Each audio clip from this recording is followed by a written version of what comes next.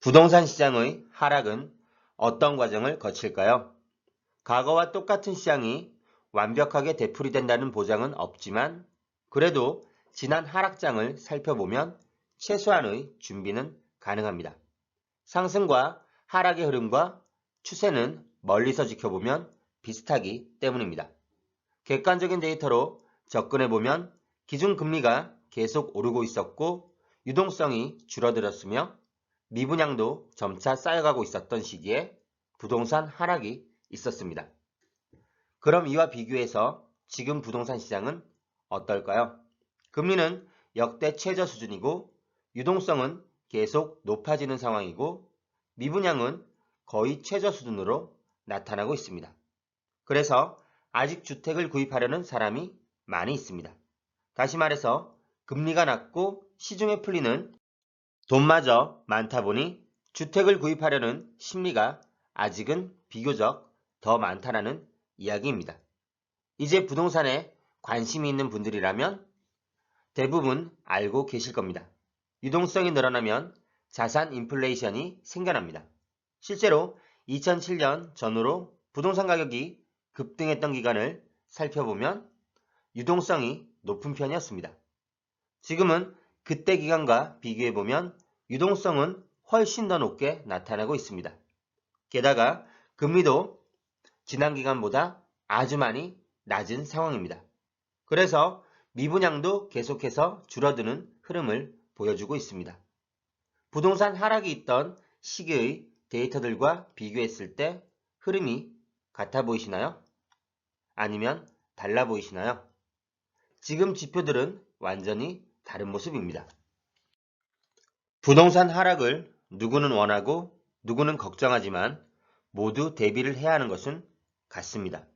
하지만 이런 유의미한 하락이 이루어지려면 지난번과 같이 금리가 인상이 되어 부담이 높아져야 하고 유동성의 비율은 점차 낮아져야 합니다.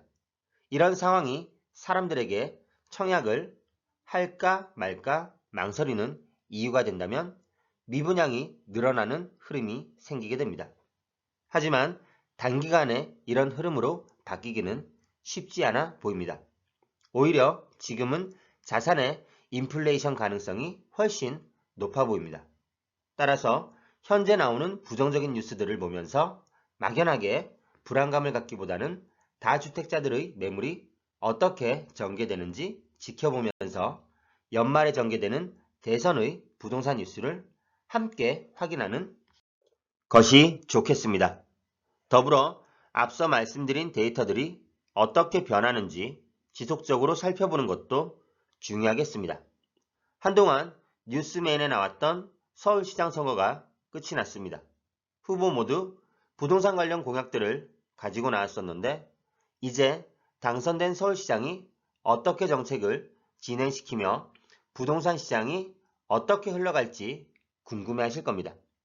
하지만 임기가 1년 정도이기 때문에 공약이 제대로 수행되기는 쉽지 않아 보입니다. 그래서 이런 공약의 실행보다는 객관적인 데이터를 가지고 좀 더 큰 흐름을 확인하는 것이 투자의 올바른 방향으로 보입니다. 매일 뉴스를 확인해 보면 다주택자들과 법인의 매물이 나올 수밖에 없는 상황이므로 이 매물들이 쌓여서 시장에 부정적인 영향을 줄 것이라 합니다. 그래서 부동산이 전체적으로 조정을 받거나 하락으로 돌아설 것이라 예상하고 있습니다. 반면에 이 매물들은 비교적 빠르게 정리되어 더 이상 다주택자들과 법인의 매물은 찾기 힘들어질 것입니다. 그래서 부동산 시장은 여전히 불안할 것이라 예상하는 뉴스도 있습니다. 두 가지 상반되는 예상이 모두 근거와 의미가 있지만 전자의 내용으로 시장에 큰 충격을 주지는 않을 것으로 생각됩니다. 실제로 여러 부정적인 이슈 속에서 시장은 나름대로 강한 모습을 보여왔기 때문입니다.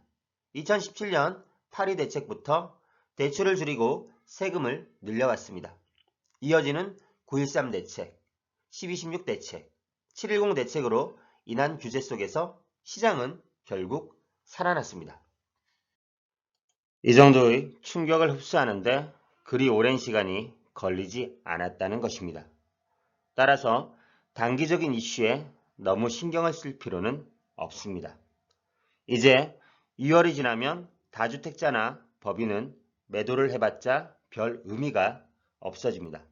왜냐하면 양도세 증가로 인해 손에 남는 것이 별로 없기 때문입니다. 그러면 이제 매물은 줄어들게 되고 그나마 나와 있던 매물이 소화가 되면 시장에서 매물은 찾기 어렵게 됩니다. 여기에 공급마저 확실한 시그널이 없다면 다시 가격의 흐름이 우상향이 될 수 있습니다. 물론 그 사이 오르락내리락 하는 잔잔한 물결은 쳐지겠죠. 실제로 현재 시장을 들여다보면 상당히 많은 지역에 강한 흐름이 나타나고 있습니다. 압구정 현대아파트의 신고가 갱신과 더불어 외곽 지역에도 움직임이 나빠 보이지 않습니다. 그동안 외면받았던 지역까지 강한 모습을 보이고 있는 것입니다. 전세가가 주춤하고 매매 거래량이 줄어들고 있다는 기사가 있지만 이것이 시장의 흐름을 바꿔놓을 정도는 아니라는 이야기입니다. 이런 현상은 지금까지 집값이 너무 많이 올랐고 정부의 일관된 정책으로 관망하는 사람들이 많을 뿐입니다. 시장의 방향성이 틀어졌다고 보기는 어렵습니다. 전세 가격은 오히려 상승 가능성이 많고 공급도 계속 부족합니다. 앞으로 다가오는 대선에서 이번 서울시장 선거와 마찬가지로 부동산이 큰 이슈가 될 것으로 보입니다. 대선 공약에 부동산 관련해서 말이 많이 나올 겁니다.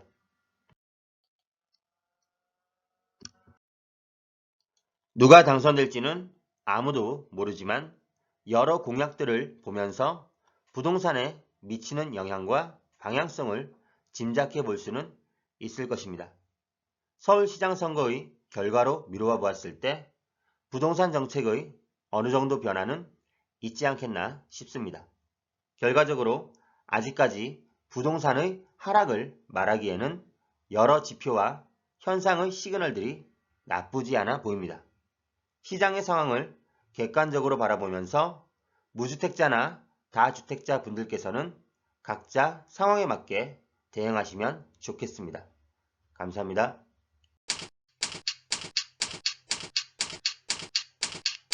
아래 메일 주소로 보내주시면 빠르게 답변 드리겠습니다.